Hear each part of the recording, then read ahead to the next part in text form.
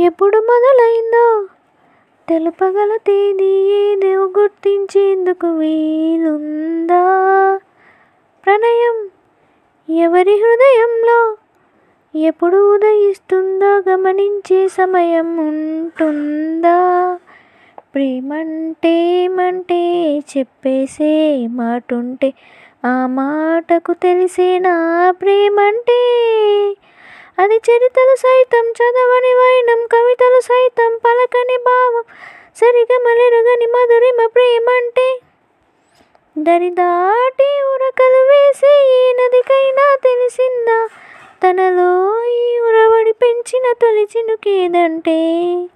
సిరుపై రై ఎగురే వరకు చేనుకు మాత్రం తెలిసిందా తనలో కనిపించే కలలకు తొలి పిలుపేదంటే?